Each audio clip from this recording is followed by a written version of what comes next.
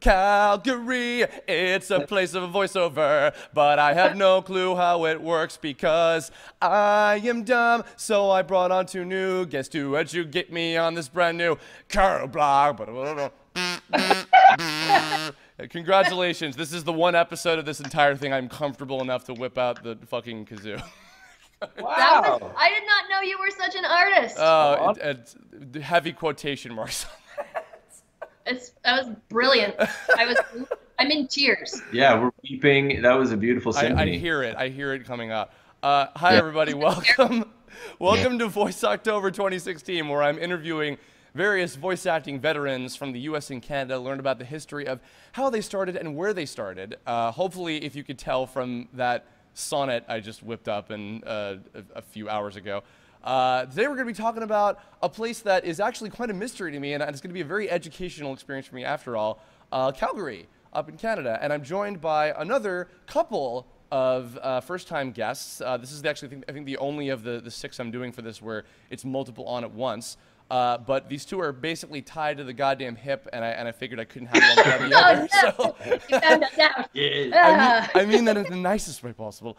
My God, where do I even begin? You would know both of them from various Mega Man X series games recorded at Blue Water Studios, as well as the mysterious and hard to track down alternate Canadian dubs of Dragon Ball and Dragon Ball GT that do in fact exist. A personal favorite of mine, Mobile Suit G Gundam, classic show. The 1998 version of the Hunter x Hunter anime, not the one on Cartoon Network right now.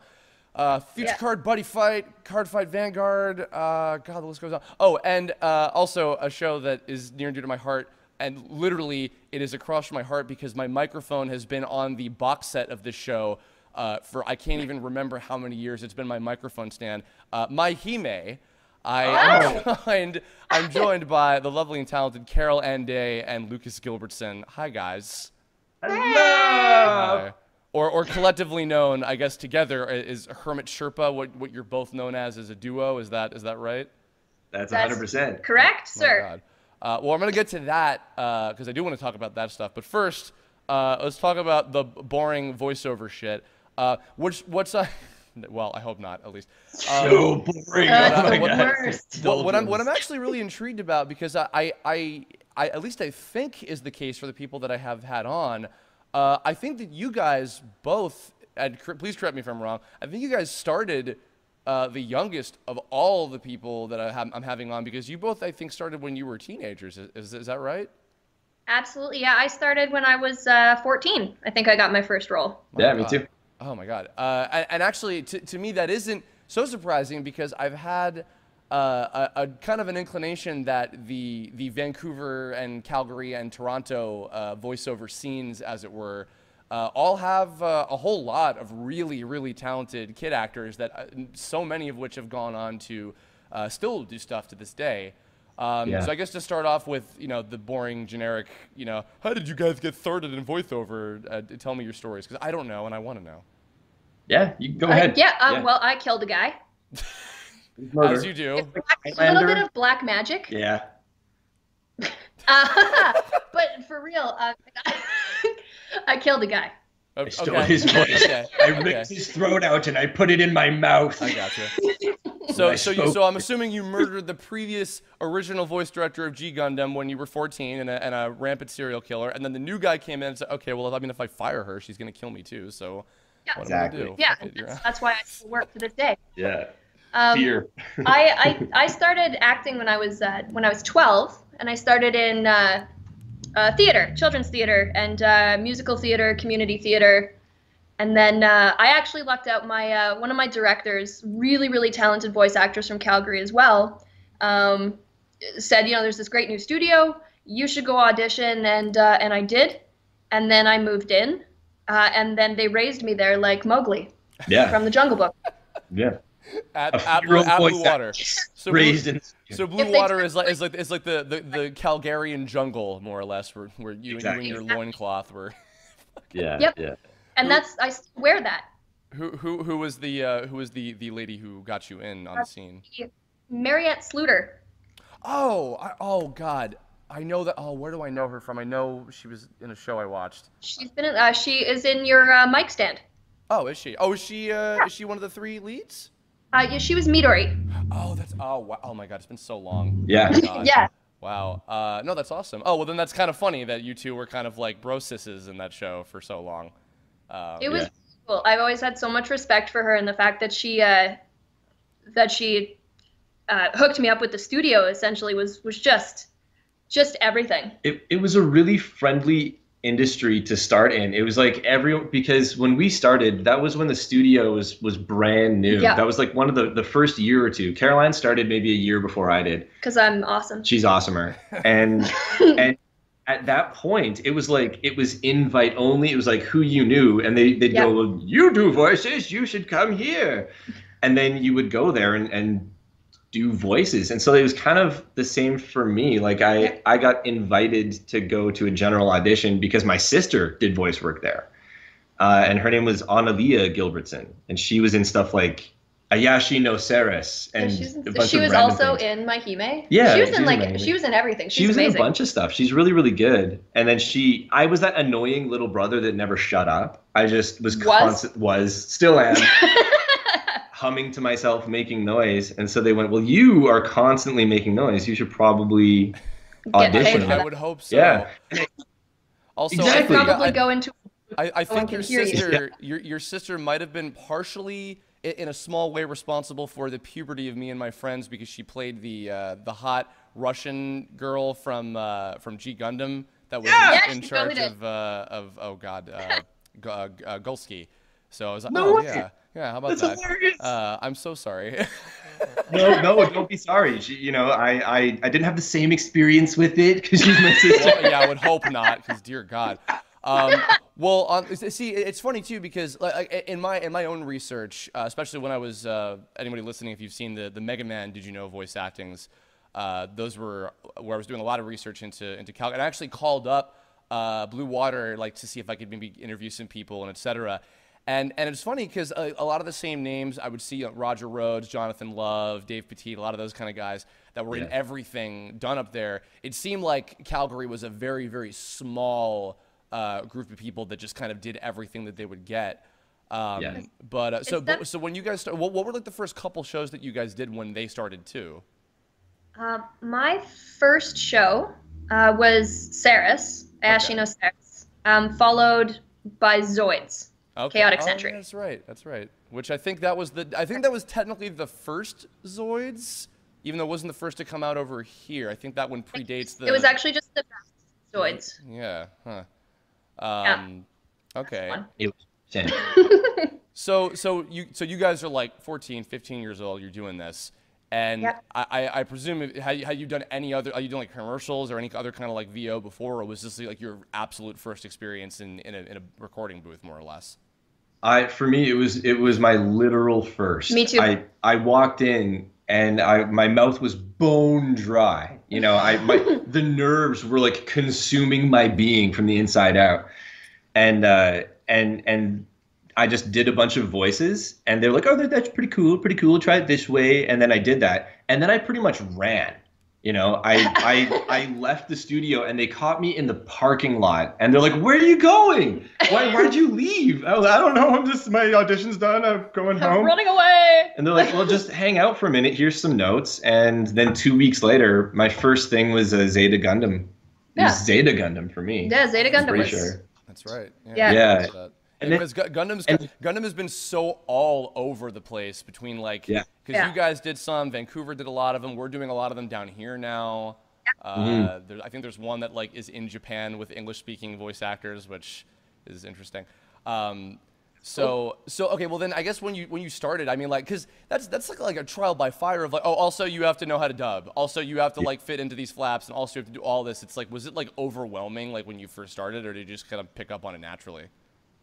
It was both. It started out really overwhelming, and then one of my first things I did was a show called Banner of the Stars. Oh yeah. And a lot of really random stuff that's not super well known, but it was a really good show. It's just that it had really complicated like mecha, outer space anime technical jargon, And when you're that fresh, it's basically like doing these long paragraph long tongue twisters, and you're timed to the flaps. And it's also the second session you've ever had, and Yep. you're just like 14 and you're stumbling through as best you can. It's really very difficult. intimidating. And I think we were Terrifying. really lucky at the time to have really, really good directors. Yeah. I know, like I had one of my best memories. We had a director named Terry Snellgrove, phenomenally encouraging and like patient woman. She's a saint. God love her. Yeah. So I'm 14, and the character I'm voicing is getting electrocuted. Who was that? That was Saris. Yeah. That was Saris. Okay, yeah. And I could not scream. I was terrified to scream. So I was doing these like ah. It's like she's like no no no. She's like no, you need to scream. And I was like ah. Like, no, scream, girl. Oh She my came God. into the booth and screamed in my face, match me, match me. Until I could actually scream. Yeah, like tears coming down your face, screaming out of pure terror.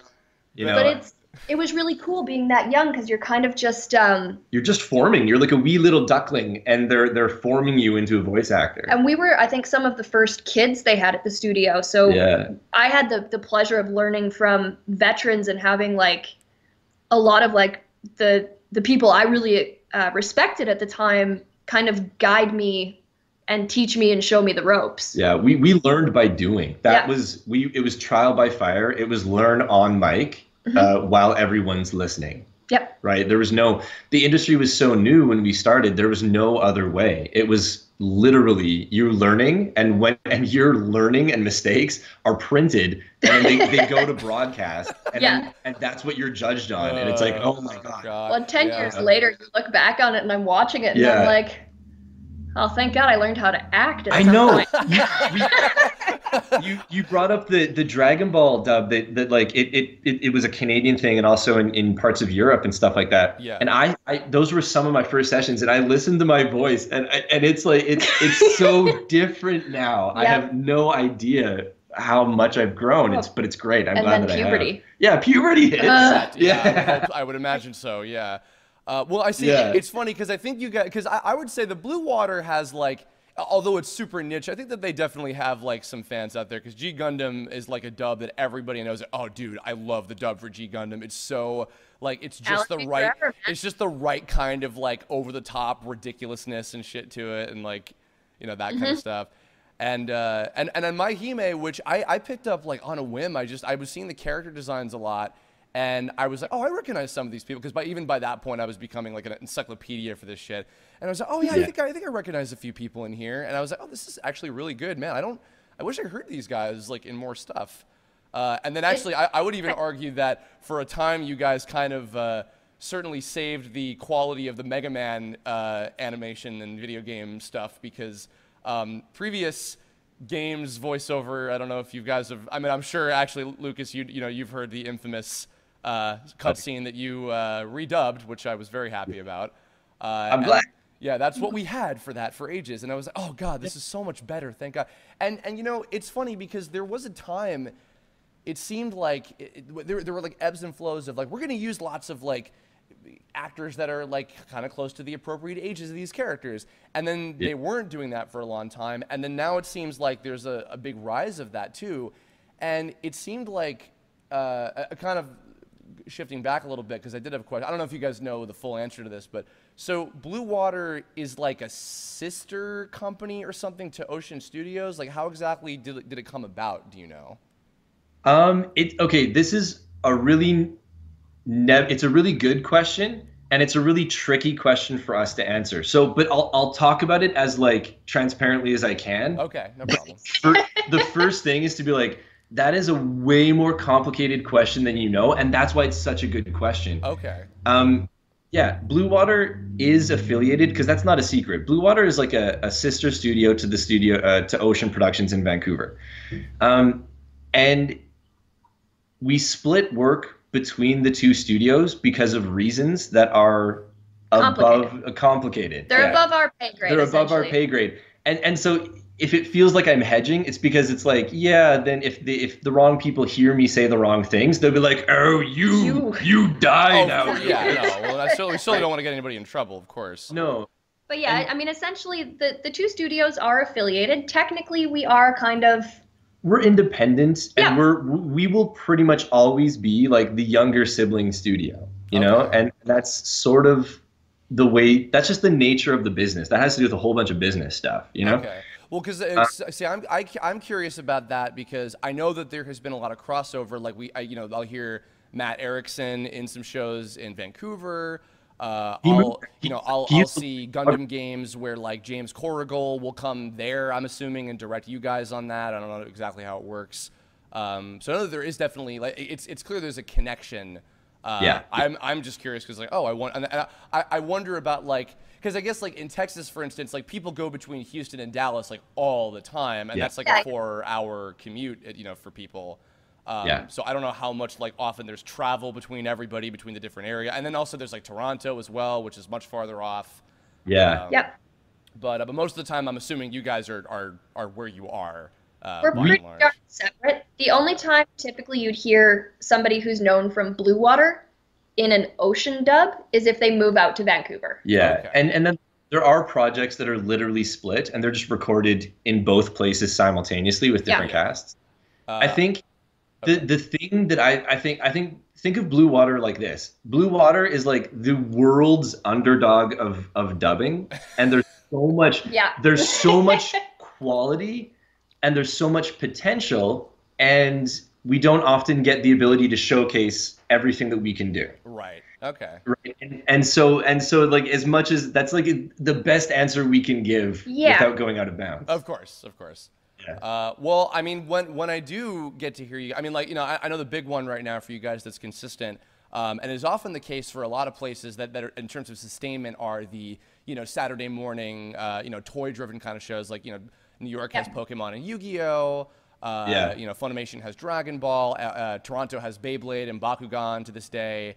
And you guys have these card shows, Vanguard and Buddy Fight. Which I think they're connected. Is that right? I think. Yeah, they're made by the same company. Yeah. Buddy Fight. Yeah. Because I think also because Carol, you're Buddy Fight's just. You're one of two. I think a couple of your characters are in both, right? Yeah. Yes. Yeah. Okay. Gotcha. Cool. Yeah.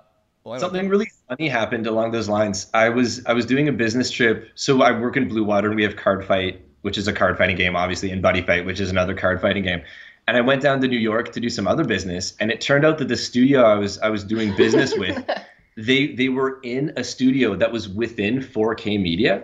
Huh. And so I totally forgot. I knew that, but I forgot. So I walked in the door, and all of a sudden I was like in our direct competitors, and there's like a cardboard cutout of Yu-Gi-Oh! And I'm like, I am cheating on my studio. I'm cheating on them.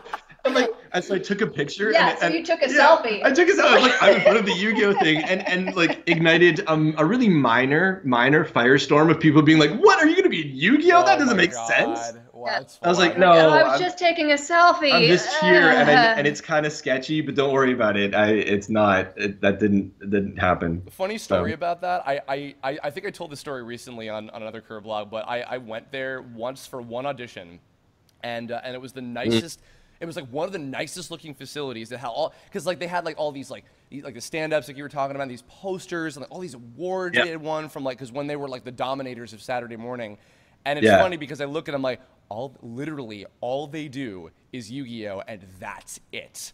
They went from like, we control the entire anime like Saturday morning empire, and now it's like, we do Yu-Gi-Oh, and that's it. We're owned by Konami. It's like, oh. Yeah, exactly.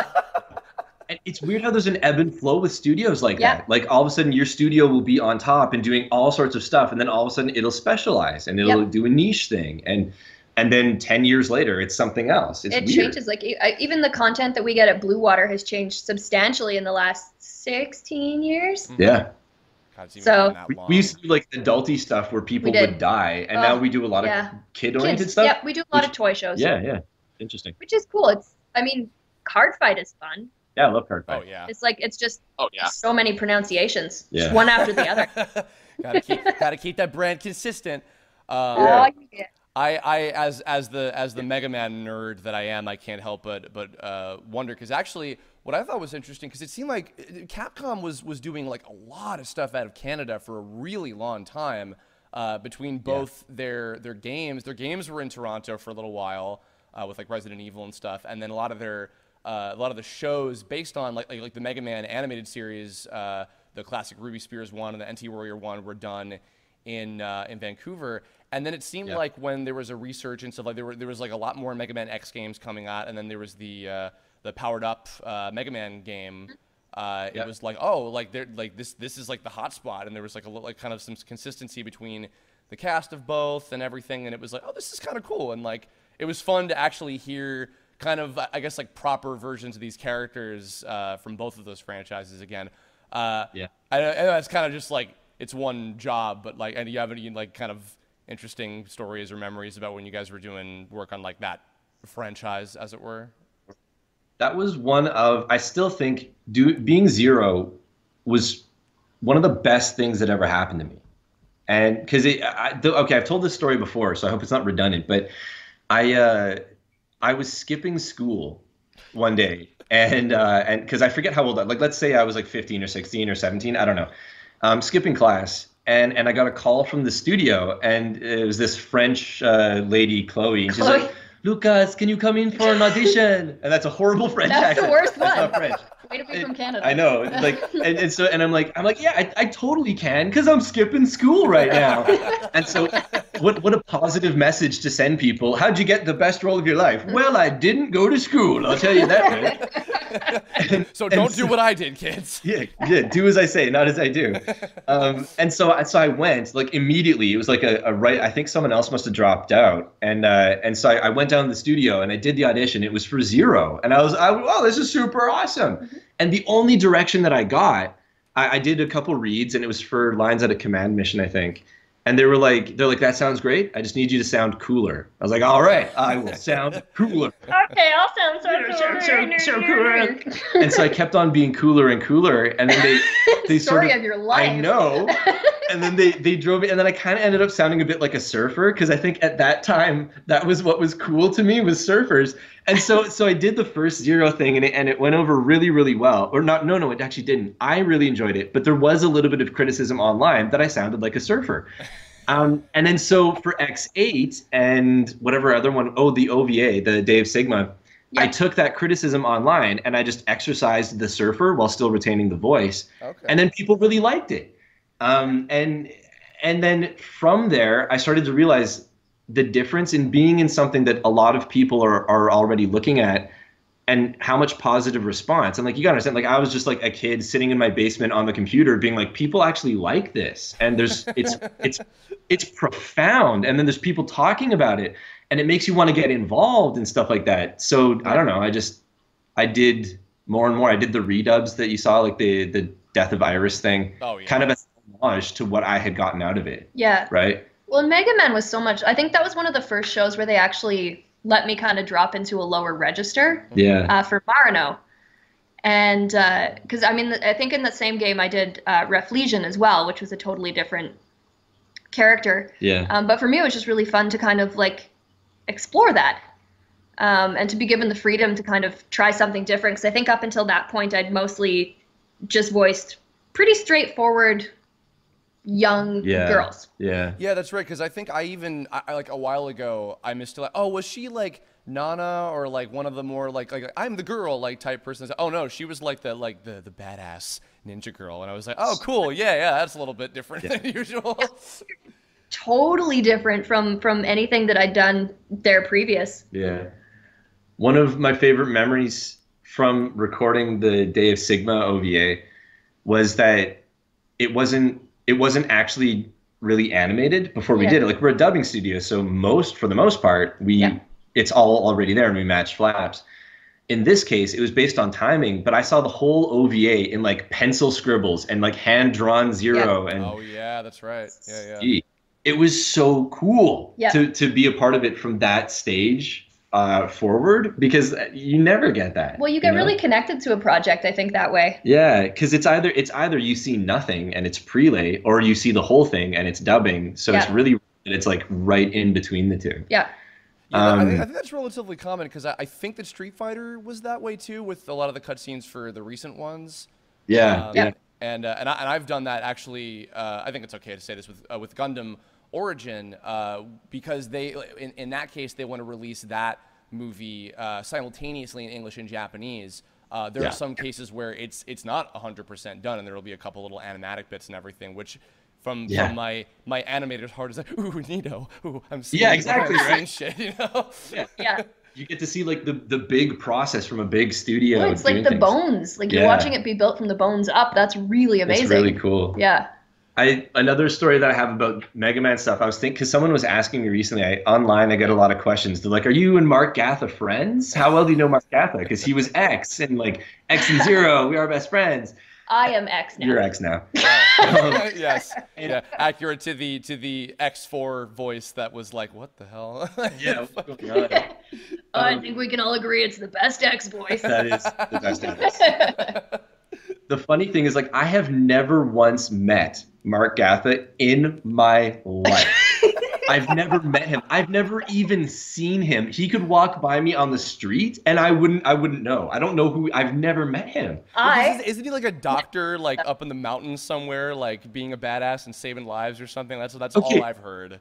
Yes. Okay. And you want to know why you heard that? Why? That was me. Okay, someone online years ago when I did the first redub, people were asking me, and so I told them, I was like, oh, because I asked the studio, because I was hoping to get Mark to help me redub some stuff, and the studio was like, oh, he moved to Nova Scotia or St. John's or whatever, and he's a pediatrician, he's a doctor, and so I would tell people what's up. I would be like, oh yeah, he's a doctor now. Don't worry, he's gone. He's not even in the same city. He can't do it. And then I realized, and then that spread, and I would start to see it in different forums, and people would be like, yeah, Mark, he's gone. He's in Nova Scotia. He's a doctor. And I realized the power that I had. So what I started doing, what I started doing, even like a few weeks ago, people would be like, oh, where's Mark Gatha? I'd be like, Mark Gatha died. Oh my God. He's gone. And because I have the power. Because now everyone knows that he's dead. And then He's fine. I'm starting a rumor. Mark Gatha, he's gone. That man. can be hard. Somebody started a rumor that I was dead. There's a forum. That was probably me too. You jerk. No, there's legitimately a forum somewhere that I stumbled across like 10 years ago when I was Googling myself, and they're like, yeah, Carol Ann Day, she's dead. Dead. Car accident. She died. Oh, that's. And I was like, dude, oh my God, dude, am I fucking okay? Alan B. No. No. That's what it was. And I was like, no, I'm cool. It's all good. I'm alive. I'm alive. So funny. Yeah. Oh, dear God Almighty. Well, shifting over to you, as you are not dead, I hope to God. No, I'm fine. I'm fine. Yeah, thankfully. I want to talk about My Hime, because I liked that show a lot. I actually, if anybody out there, if you've not seen that show, I think you can still probably pick it up on like Right Stuff or something. Go check that shit out, because it's really good. I said on eBay it was a little bit expensive, but I'm happy to have it. Yeah, and it's was that like mid to late 2000s you guys did that show? I forget. It was 2004, 2005, because I know I think I was just freshly out of high school at that point. Something like that. So other than having to shout Takumi like 5,000 times in every episode. Yep. Takumi. Any stories or anything? Because I mean, was that your first like I am the main character of this entire show kind of thing? Yeah, that would have been like the first sort of big show I did sort of after Zoids, because Fiona was a pretty big character in that series. Mm-hmm. But this was a different beast. And what a cool show, like what a fun storyline. And I just remember sort of going through the paces with the character, because I'm not gonna lie, you know what? I'm really bad at prepping. Before I go do stuff, I kind of just show up. Wing it. And follow my heart. So for me, every time something would happen, like the director will kind of fill you in on stuff. But when everyone started dying, it was just like, no. Yeah. It was really cool. And I think that was the first time I ever got to have sort of a legit love interest in a show. So that was weird and kind of fun. To do love scenes through voice. Yeah. A voice love scene is really interesting. Well, and again, it's one of those weird things, because I think, was that Ethan Cole? Was he Yuichi? I might have made that. The blonde dude? I think so. I think that was him. Regardless, I never met him. Yeah. So doing sort of emotional, heartfelt dialogue for a character that's voiced by someone, because you'll get to listen to the lines if they voiced before you, but so, doing a love scene with someone you've never ever met, like that was cool. Yeah. That was cool, and that was some of the first scream crying I ever got to do as well. And that was liberating. I even It almost want is. to go back and because it's been a long time. I didn't realize like it's over 10 years old by this point either. Isn't that madness. crazy? Insane, yeah. Sorry, I- you were gonna say something, Lucas. I didn't mean to cut you off. Well, there's something that didn't Funimation pick like buy the rights Yeah. to My Hime? Oh, maybe. I Yeah, think maybe they put out a new set or something at some point. I I wouldn't don't be surprised. I don't think they've done anything with it yet, but I think that they own the thing. I'm pretty sure they do. So I don't know what that is gonna be. Or I don't know, but that's a thing that exists. That'd be cool. Yeah. I would like a Blu-ray of that. I've never seen the sequel series because I was My like, I don't care about the new girl. I just care about Mai because Yeah. she's the best. I presumed for a while like, oh, she must have gotten that part because like you have red hair, you look kind of like her. Here you go. Fuck it. Yeah. I did. You know, the funny thing is, I actually auditioned for Natsuki as well. Oh, huh. And I didn't get that part. And I'm not gonna lie, there was a small part of me that was a little heartbroken Really? because Natsuki's she's such so a cool. cool character. Yeah. But yeah, toward the end of the series, I just thought I'd like Maya's definitely up there with one of my most favorite characters I think I've ever voiced. Just she's very much like me, but also very different.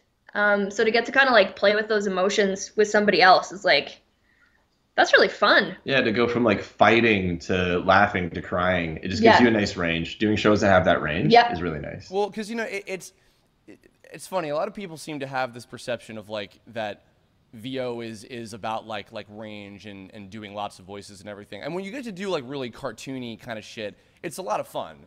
Oh, yeah. And it's and especially like if you're in something where you can like play multiple characters or whatever, like that's a blast. But I like for me, and I don't know if maybe like you guys have had this experience with a lot of stuff that you guys have done, but like when I can just kind of like not worry about having to affect my voice that much with like an accent or like a pitch or whatever, and I'm just kind of like not like I'm playing myself or whatever. Like, and even then I don't care if that's what it ends up being. But like even if it's just like, hey, it's like it's me if I were in this person's shoes, and I'm thinking Yep. entirely about the performance and not about like the characterization of it, I guess. Well, and that's super nice for me because I know a lot of people that I've met, especially at conventions and things, people are like, I really want to get into voice acting because I sound just like Goku. Like, I swear I sound just like Goku and I can do this amazing impression of him. And I realize of myself that the most important thing about voice acting is the acting part. Yeah. And sort of first and foremost, I'm definitely an actor. So the roles that let you explore the range of a character where you can act. And in anime, that's so hard. Like, and there's so many shows where they're like, no time for acting, no time for acting. To the flaps. The ones where you actually have time to act, for me, are always the most fulfilling. Yeah. I think that's an important thing for people trying to break into the industry to note as well, is that like you have to know how to act. Well, and you have to be, and a large part of that is being comfortable with your natural speaking voice. Yep. You know, I get a lot more work talking pretty much just like this. So people are like, "Oh, you're a voice actor. Do some voices." And I'm going, "I'm doing it. one right now." I'm doing it. Dude, Do you this like is it? Zero. Are you I might as enjoying well this? be doing him right now. Yeah, this is, and that's such a good point, because like to do Zero, what I'm doing Zero, this is Zero. If Zero is having a casual conversation, it's just that the Zero that they're used to is screaming about Mavericks. Yep. You know, and that's a different intention. It's the same voice. It's just that I'm not screaming right now. You know. Yep. No, it's even and funny that's- because there's a part of me, the child in me, like when I listen to you guys, like I am just like, oh, I'm hearing these characters that I like. Yeah. But I like the fact that it's like, no, but it is just them, because I prefer, especially when you have something that is more like believable and less like out there and goofy in tone, and it is just people like acting and just being themselves or whatever and going through the motions of it. It's like I like that. For me personally, I like that style a lot more. So, although I'm sure when you do get to do something that is ridiculous and out there, well, like I'm sure the card Saturday morning shows probably lend themselves a little bit better to that. I'm sure that's still fun as well. Oh Yeah. yeah, there was Yeah. a show we did years back called Scan to Go. Oh yeah. That show was awesome.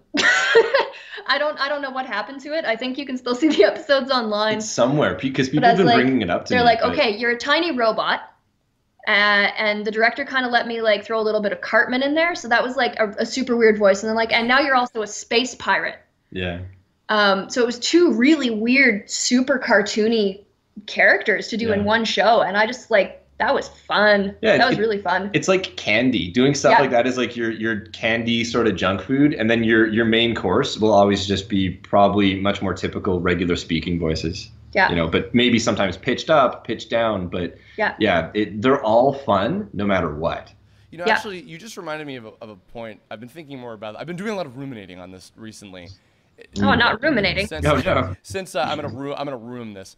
When I started doing this professionally, and I started getting into the booth myself and learning what it was really like to be in those people's shoes, I started to realize, like, because I even before, even when I was just a consumer, I was like, man, why do they always have to make them sound so like annoying and over the top or whatever? Blah, blah, what's the deal with that or whatever? And then once you're in there, it's like, but it's so fun. How do you not want to like do something like? So if anything, in some ways, I think it can actually be more difficult to just break out of the headspace of like, I'm voice acting, I am reading my line or whatever, and just being like, no, this is just I'm doing the character like this or whatever, and just speaking normally. Because when you can just do like be ridiculous and especially for if it's a cartoon, you know, as opposed to like something like a commercial or an audiobook or whatever, then it's like you can't help yourself. You know. Yeah. Well, and part of it is like every cartoon is a team effort. Yeah. So that's because I know like as voice actors who've been in the industry long enough, somebody hates your voice. Somebody hates your voice, and that's fine. Mostly my friends and family, but also people on the internet. Somebody out there is not going to like the performance. Mm-hmm. Part of the performance is your choices, certainly, but a lot of it's also what does the client want. What does the director want? Because I've been, you know, halfway through a show and the client's been like, "Ooh, we didn't mean that when we said like don't do it like we told you to do it initially. Like do what you want." So it's an ebb and flow throughout a series as well, right? It's a big pushing and pulling. We've experienced a lot of that because like how the lines come across. That there's a writer who wrote the lines and they were translating it and they were feeding back with the client, and then there's a director who's interpreting it, and then there's an actor who's interpreting the direction and the lines. And it's like it's a really complicated, interesting dance where I find when I'm acting for myself in my own content that I control completely, like the stuff we do on Hermit Sherpa. It sounds different, and I can do really low-key reads, and I can do reads that I would never be able to sell for anime. Mm-hmm. And then the anime reads, they push you in a certain direction because it's a team effort. It's because of just a lot of reasons. Yeah. And so it's like, it's true. You have to find a way to be able to advocate for yourself within the booth to do certain types of reads while also managing clients and director and writer expectations. Yep. Right? And it's a weird dance, but it's beautiful and it's fun. Oh, yeah. And when it works out in the end and you get a great product too, like, because that's what it's supposed to be about. Like everybody's generally on the same page. Like there are very few stories I've ever heard about a director behind any show where they're just like, this anime shit, I don't care. And they're so few and far between, honest to God. Yeah. Exactly. I think if anything, this I know I've never talked about. I'm pretty sure on like any voiceover related Kirblog I've done. In both my first and secondhand experience, I think that especially when it comes to dubbing anime, and sometimes even for video games, like if it's like in Japanese originally, either way, I think that two of the biggest factors that can lead to performances not being as good as as everybody involved can possibly get them to be is lack of time and lack of information. And especially when they come together and it's like, okay, we have to get this done within the week. We don't know the 100% intent and context behind every single thing that's going to happen. So we're going to do our best, and we can maybe try some different options if we have time. And hopefully in the final product, it will mesh together and work, you know? We're just going to trust ourselves and believe in us. Yeah, follow our dreams, follow our hearts. And the people that are judging the product that we put out on those kind of timelines with that amount of or lack of information, or sometimes you have lots of information, but the people that are judging it are people who live and breathe the content, and they know so significantly much more than I know about my own character, because like I met my character yesterday and I did the voice today, and these are people who've like, they've read the manga, they've seen the anime, they've played the video game, they've bought like the spin-offs and stuff like that. And it's super duper challenging at times, right? And so like you said, when you get it right, it makes it that much more of a success, because you're like, all right, nailed it. Yeah. Like, I managed to overcome. Well, because I think a lot of people forget, and to be fair, I think that in recent years, people are becoming a lot more open and understanding to this now. But the truth of the matter is, like, we're cogs in the machine. Like, we're just a very, very small, and it can even be, honestly, black and white, as simple as we go in, we do the lines, we go home, that's it. And we take out the trash and we move on to the next day. Like, it's not like with, you know, when you have like a Disney movie where, you know, sometimes, hell, even maybe some of the actors will have input on the story and like can improv and do all these things. Because even with Prelay, like, it's not always like that too, where it's like you got to get shit done in time. You got to stick to the script. You have to make everything clear. And there's not always a lot of room for futzing around. It's just like we go in, we do it, that's it. And hopefully everybody that makes everything come together in some way, it turns out good. But it's, you know what, and I think it's because we're so accessible, and especially now because of social media, it's just so easy to be like, why did you fucking ruin blah, blah, blah? It's like, but I didn't. I'm sorry, but I didn't really do anything. Well, and then it's like the crushing guilt of it. Yeah. Like, I just ruined someone's life, and I didn't mean to because I tried my hardest. Like, I've had people come to me, and they're like, why aren't you in Street Fighter? I control that. I don't like. I mean, I why would. are you not the why are you not the voice of Chi-Chi and everything, huh? Who do you think you are? Yeah, well, that's I'm like, I don't know. I just did my best.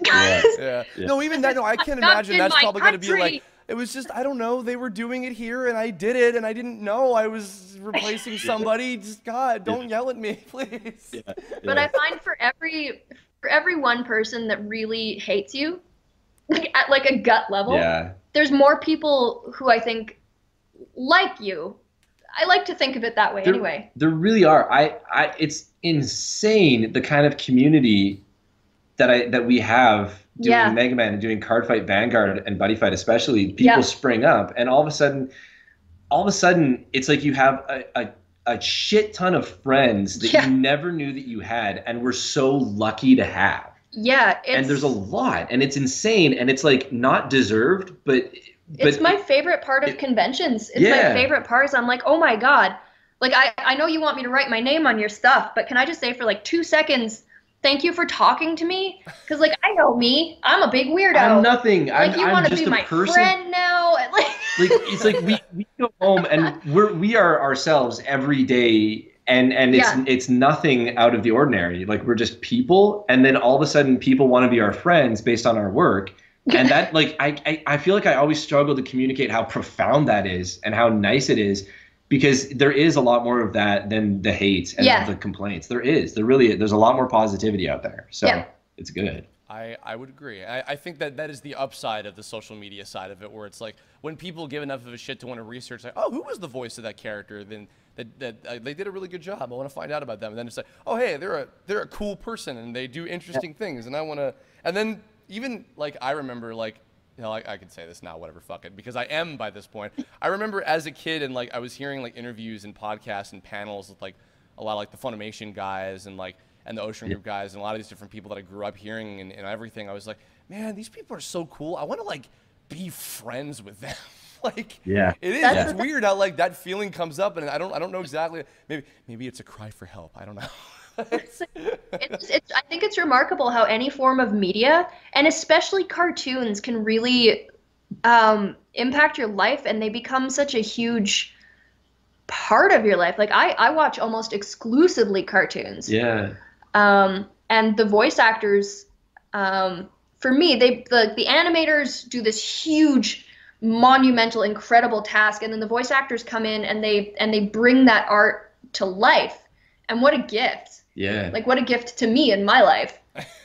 And Well, the character. well, we try, you know. Yeah.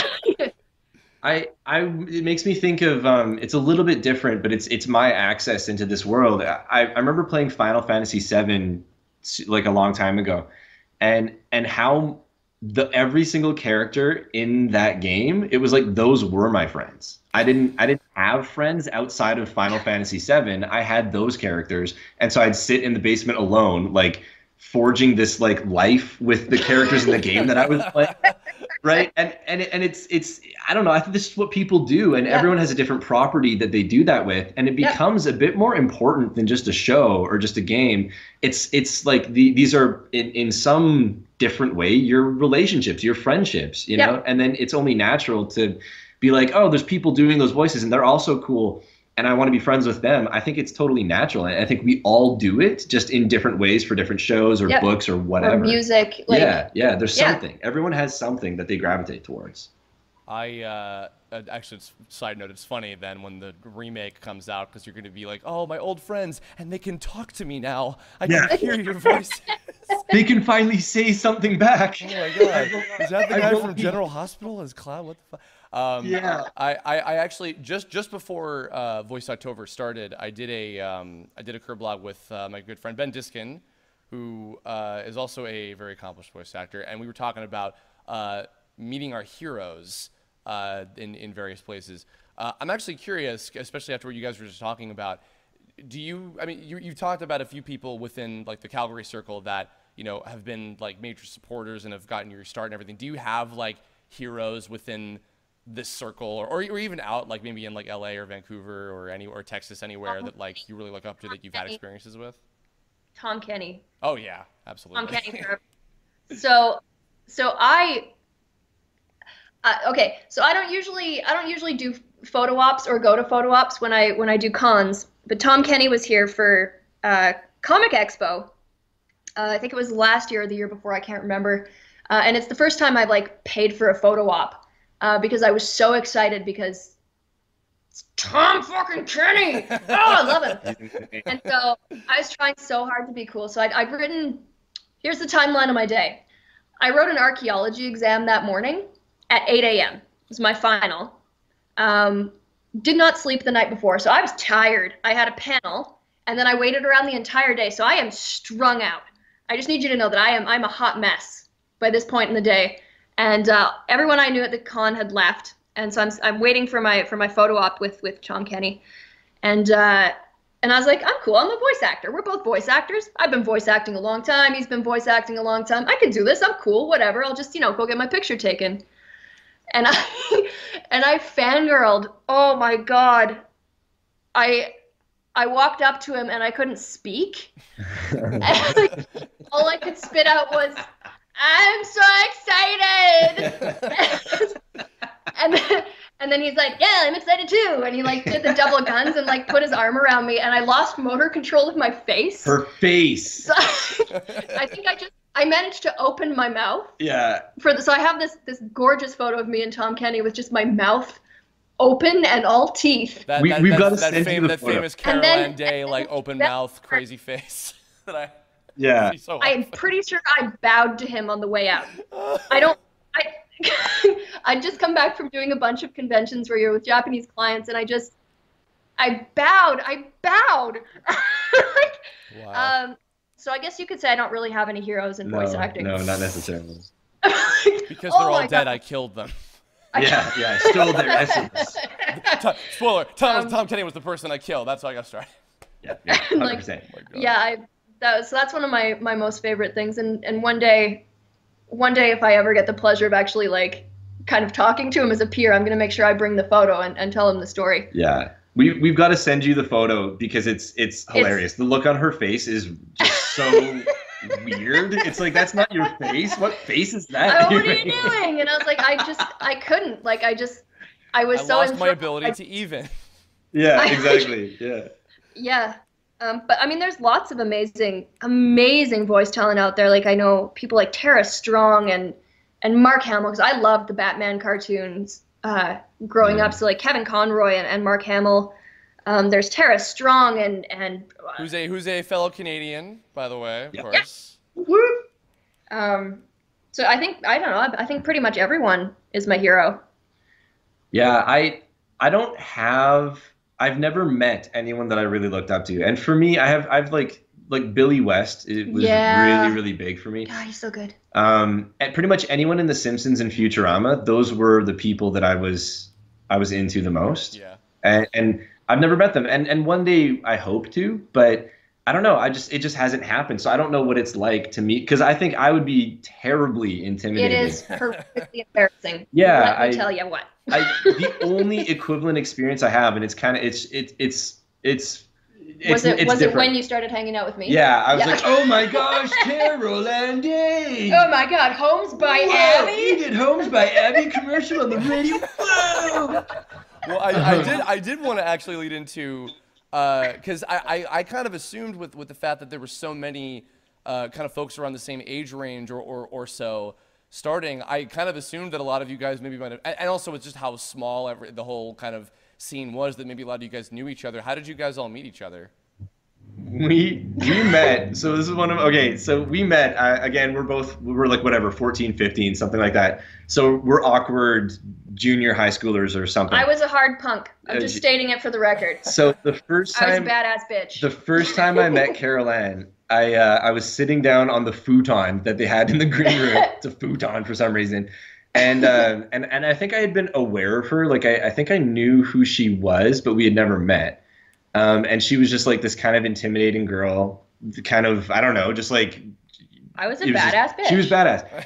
And so she comes in and like that was her kind of badass punk goth stage. Yeah. Oh my God. Yeah. So she comes in with like her jet black hair. Oh yeah, I think, it was at the time. a lot of makeup and a lot of ripped clothes and studs. And she's like got so much personality, and I was such a sheltered little kid. I was so different, and I'm like, hi Caroline, my name's Lucas. And the only thing she says to me, the first thing out of her mouth, she puts her hand in front of my face and shows me her fingernails, and she says, "Black nail polish." Like, what? And I have no recollection of this event. Yeah, exactly. It was the weirdest thing. She was so proud of her black nail polish. That was her introduction to me. And I've never forgotten that. I still take immense pride in my black nail polish because I. Are you wearing black nail polish right now? No, I'm clean today. Like, For now. And then ever since then, I would go to the studio, and I came to know like she would always put her stuff in one part of the place. And so if I'd go in, like her purse and her coat were sprawled all over the green room, I'd be like, "Oh, Carol Ann's here. Hey." And I just make myself at home, you know. How did we actually become friends? How did that start? Okay, so you sent me a message. Yeah. You sent me a message. This would have been probably like a decade ago, maybe. Something like 2004, maybe. I don't know. It was a long time ago. I got this message. It might have been on MSN. So or Facebook, or I don't like know. the early days. Yeah. And all the message said was like message from Lucas Gilbertson. And I was like, oh, I know that name. Yeah. And the message said, "I know your name, asshole. Let's be friends." I was like, yeah, all right, yeah, of course, definitely. I mean, I can't argue with that. Fucking whatever. Yeah. That's how we started hanging out. I wanted to be friends so bad that I was like, and I knew that the only connection was that we were acquainted and we knew each other's names. So that's what I led with. And I was like, I'm gonna not make it seem like I'm like friend mining, and I'm gonna be like, and I'll put the word asshole in there so that it seems like I'm not desperate for friends. And I'm like, I know your name, asshole. Let's be friends, right? Oh. And it worked. I'm like, hey, this kid's a straight shooter. All right, I'm in. Oh my God. No, it's just like, hey, well, I mean, sure. If you're gonna be honest. Yeah, exactly. And like, I mean, the acting community here at the time was pretty small, so I think it was pretty incestuous. Like, we all kind of knew of each other, the very least. Yeah. Who are the other folks that I mean, obviously you guys have like your dynamic duo shit going on, but any other folks like from the scene that you guys are like pretty tight with, like you kind of hang out at cons or otherwise with? It ebbs and flows. Like right now in this moment, there's a guy named Hans Wackershauser. Yeah. And he's really, really, really cool. We Yeah. really like him. And we do a lot of stuff with him through kind of Hermit Sherpa as well as at the studio. Yeah, and there's people I've acted with for years. People like Brendan Hunter, Yeah. Michael Shepard, Yeah. Scott Roberts, Kate Medrick, who Kate I've Medrick's known for. amazing. Zoe Sluzar, Yep. the kid Goku from the Canadian dubs Yep. of the Dragon Ball stuff. She's amazing. She's like such a Yeah. I like her. I've heard like a fair amount of her stuff. She's really good. Yeah. yeah. I always liked. I don't know if you guys know Jeff Watson. Jeffrey Watch. Yeah, he's He's law school, I think. I think he went to law school I think he's becoming a lawyer. because he got a degree in philosophy, and then I think he went into law. Yeah, he disappeared as well. There was a time where I was hearing him and I felt like a bunch of different things all at the same time.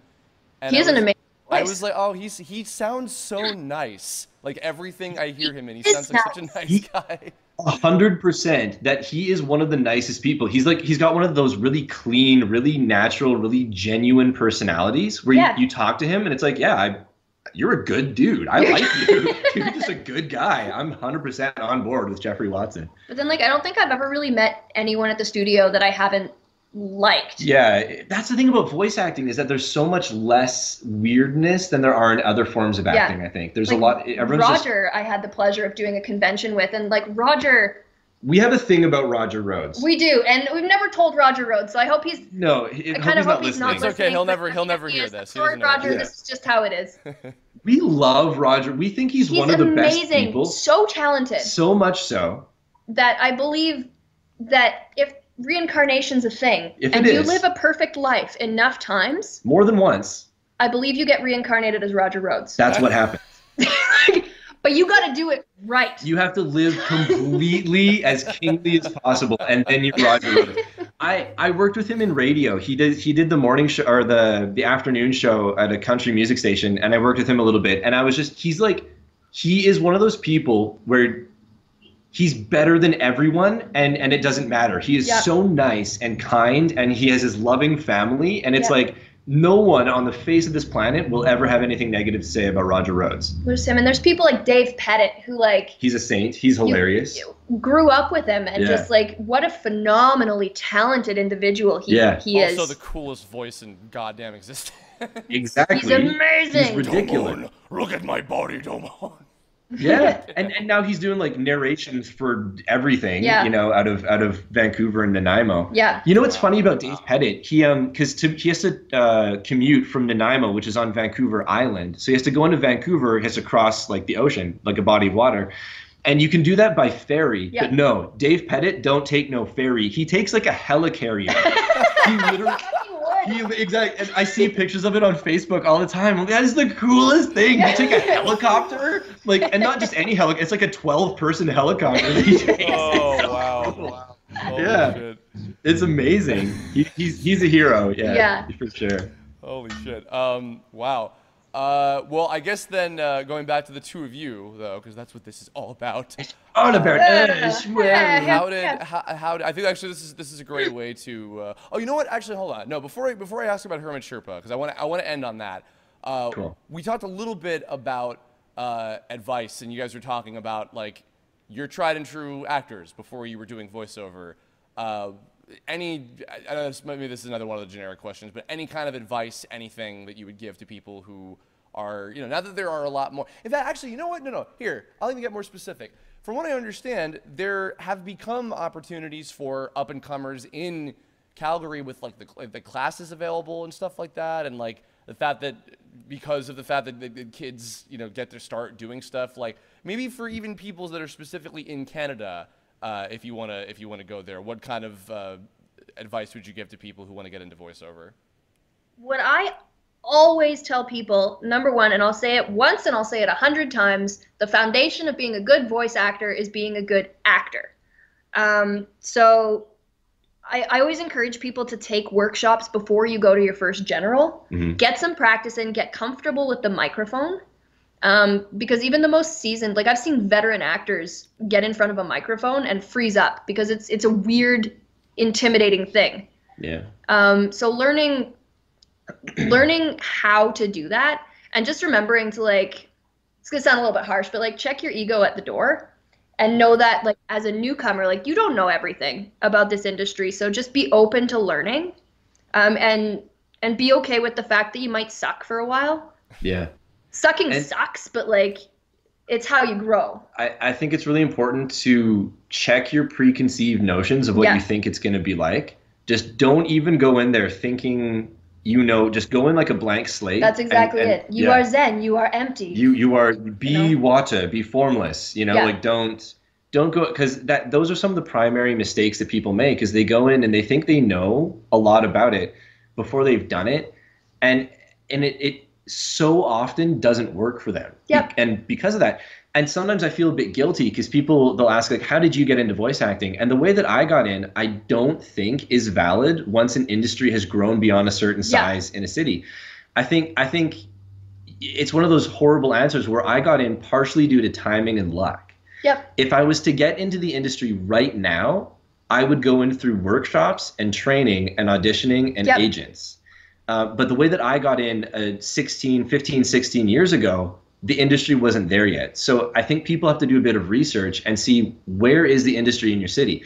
If you live in a big city, a big center, you're probably going to be a really small fish in a very big pond, and you need to work your way up the ladder and earn it, Yep. And the only way to do that is by being good. And the only way to get good is by practicing and working hard and learning and taking direction and taking advice. Yeah, I've known a lot of people who go in and they're like, oh, I can do this amazing robot voice, so I'm going to do my robot voice.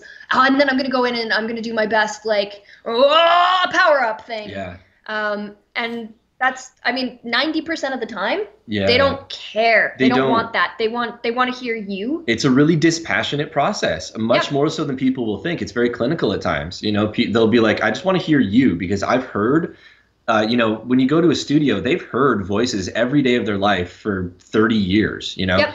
And so what they want to hear is what you do that no one else does. And there is something for all of us. There's something that you as a person and only you can do, because only you have your specific voice. And that's why you need to focus on that. Don't do what someone else did. Wait until they ask you to do whatever voice it is that you have in your stable of voices. Yeah. You got to lead with what makes you unique. And I think it can take time to find that, and practice that. Part of it's also a process where they're testing you to make sure that they can direct you. Yeah. I know that's a big thing. Like if you're undirectable, then it doesn't matter how wonderful your voice is. Yeah. That's why no matter what you come in with, they're going to ask you to change. Yep. Whether or not your read was perfect right off the bat, they'll get you to do it 3 times because they're testing you. Yeah.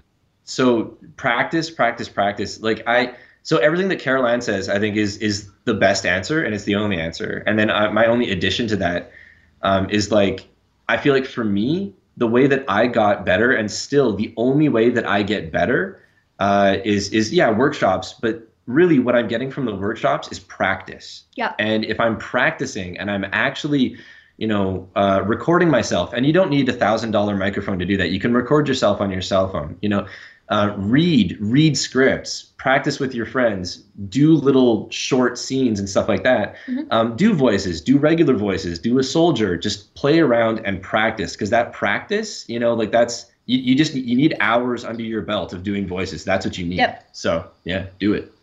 I agree with all of that. And now, finally, back to you. Tell me a little bit about the formation and the existence and the why, how, what, who, where of Hermit Sherpa, because I want to know. What the deets? So the genesis of Hermit Sherpa is long and storied. 500 years ago. Yeah. I started drawing a bunch of characters and designing a bunch of stuff in 2004-ish, and I wanted to make a bunch of different cartoons. I was supposed to move to Vancouver to do voice acting there, and kind of like I had a really cool opportunity with a really big agency there to sort of level up my voice acting career. And I got super sick, and I went to the hospital, and I had to have a bunch of surgeries, and so I couldn't go. So I sort of shelved the next level of my career as a voice actor and as a cartoon person just by circumstance. And then I moved into radio through a long history of things. I had all my surgeries. I got better. Went into radio, and I did really well with it. I got on air. I had a news talk show that I did here in Calgary. And then I was on the morning show in a smaller city near Calgary, and that was cool, but it wasn't right for me. But it gave me enough confidence to be like, I need to go back to what I really enjoyed, which was cartoons and characters and anime and dubbing and stuff like that. So in late 2014, I left radio, and I was like, I've always been meant to do this. And when I redubbed the Death of Iris scene, that was kind of the first time that I was sort of trying to do something different and trying to do something more and like create something. And I don't even know what I was creating at that point, but I was trying. So late 2014, I left radio, and I was like, I want to go back to that. I want to go back, because that's when I was really enjoying myself, and I was talking to people online, and I was making something. So we started making cartoons. We made like a children's cartoon was our first one. Yep. And we just started teaching ourselves how to animate, how to create cartoons, so we could do voices for them, but also so that we could create more of an industry within our city and within our province for other voice actors, for other artists, for other people, for writers and directors and all sorts of things.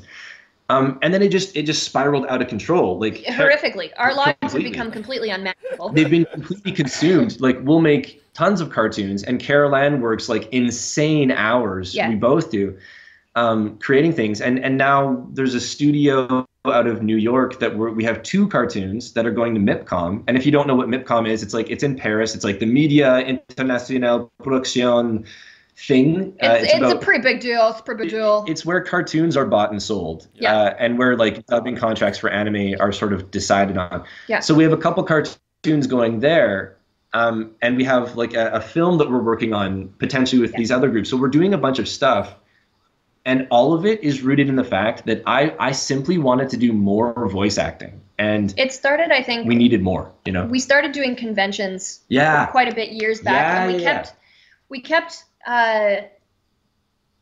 being there and being like, well, okay, but what's next? What's next? What else can I do? I need more. And so we tried a bunch of stuff, and it didn't work. And then making our own cartoons seemed like the natural progression. Like we are an extremely effective team when it comes to working in this industry. Yeah. I have always sort of painted and drawn and things like that. Like I do art and I do music. It's a weird way to put that, but that's talented, yeah. And so this just seemed like the right choice. I'm having misgivings. It's really difficult. It's such a temperamental It's very industry, difficult and time consuming. But I wouldn't trade it for the world. No, I'm happier now doing this with the monumental challenge that this is than I ever was in radio on air. And for a lot of people, that's their dream, is to get on air in radio. And it didn't work for me. Yeah. And bringing it back to the conventions that you brought up, when we got really lucky, because people from Calgary and Alberta and Blue Water, really, Carol Ann was the first person to do a convention. That was not a thing that anyone from our city had done before Carol Ann. In like 2007 was a couple of her first ones, just like local conventions at that point. And then we got the opportunity because of a huge opportunity from a company called Bushy Road Global. And they're the ones that do Card Fight Vanguard and Future Card Buddy Fight. They took us out. They flew me to Los Angeles for Anime Expo in 2012, I think. And it was insane. And then you're signing autographs and you're meeting people and you're like, okay, like I'm good at this and I want to do more and I want to meet more people and I want to make people happy with what I do. How?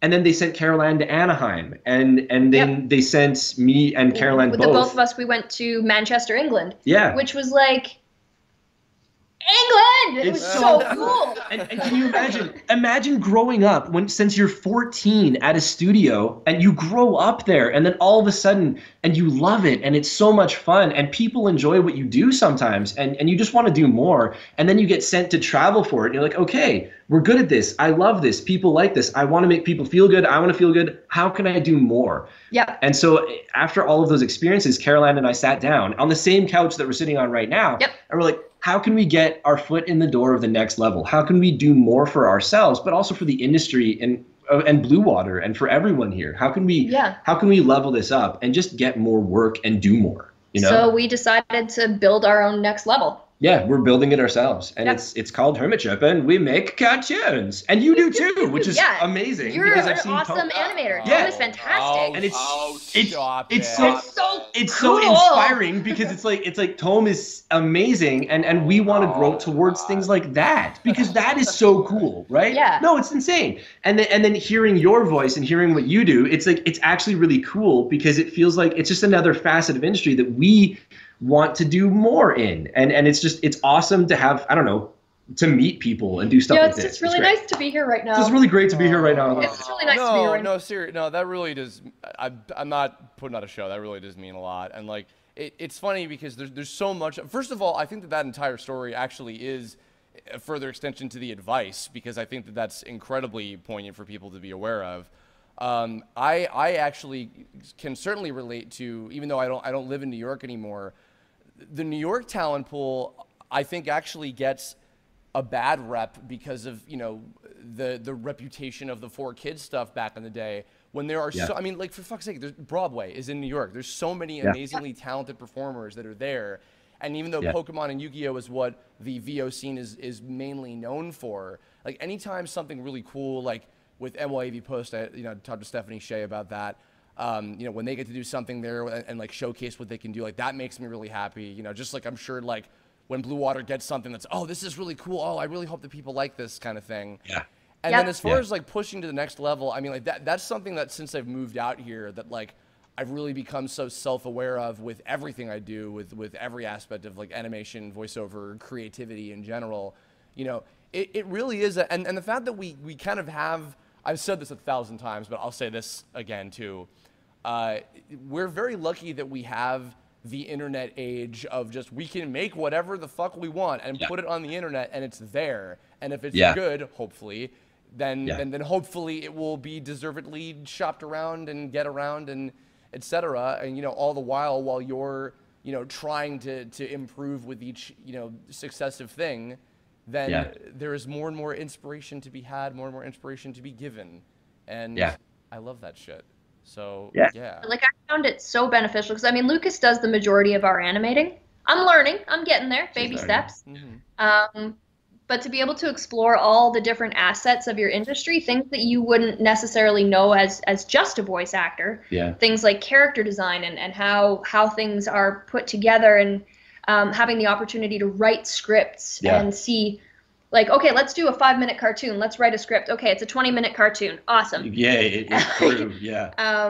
Just learning and participating at that level for me is so rewarding. Voicing cartoons is amazing. Building cartoons is incredible. And they both make each other better. When we started making our own cartoons, we started to become even better voice actors. And it's fed into itself, which is really gratifying, because that's what life is about, is learning and growing and always challenging yourself. And I think we found our way to challenge ourselves and to grow. And that's key to being a voice actor, is you've got to be learning, you got to be growing. You're never going to be as good as you want to be, which is what I like.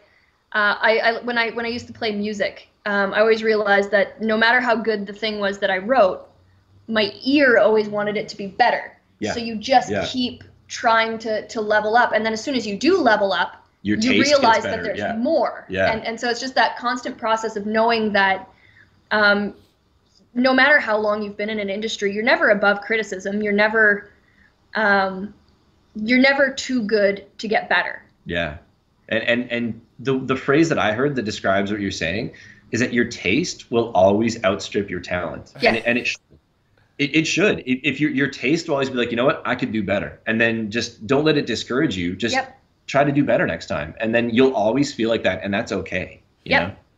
Yeah, I mean, honestly, I think it's a challenge in and of itself to find a balance between, like, you know, in a healthy way, pushing yourself and wanting to do better with each, you know, successful, no matter what it is that you're doing, you know, anything and everything, and not as I think Todd Haberkorn has used the term, you know, gold rush mentality, where like you're never satisfied and you're never happy with what you're doing, because it's always gonna be like, oh, but I could have done it better. It's like with everything you do, that's the level of skill that you were at that point in time.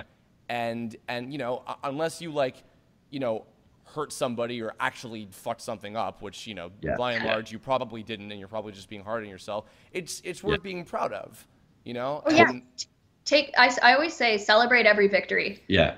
Because every project you complete, you just look at yourself and you're like, hell yeah, I'm working. I'm working and I did a project. Yeah. Now what's next? It's really good advice, because if you have to find some way to be happy, especially in industries like this. Like you can't hang your ego and your self-worth on the projects, because they'll come and go. Yep. So you do have to find a way to be proud of yourself and happy with yourself while still wanting to grow and change. You have to be able to do both, and it's a contradiction, but it's like, that's the beauty of life, you know.